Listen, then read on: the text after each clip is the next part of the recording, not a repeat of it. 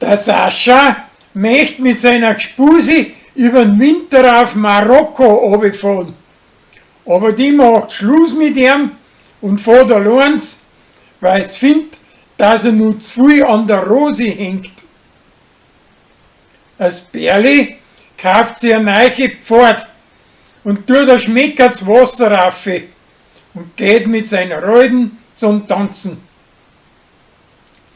An Rolli, seine preisische Gspusi, möchte daheim ein Beutel Advent ohne malen lassen.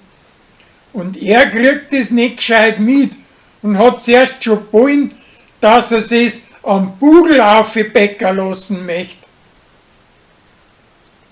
Sarah kriegt 3 junge Kinihosen geschenkt und muss dafür raufkommen.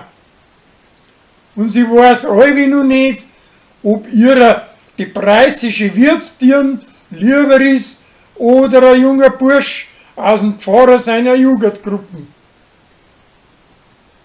Die Lansinger Bredelspitzen können nicht in der Glotzen aufdrehen, weil die Annalena und das Hummerl ein Virus auffangen. Drum möchte statt den der Hubert mit seiner Reuden singen.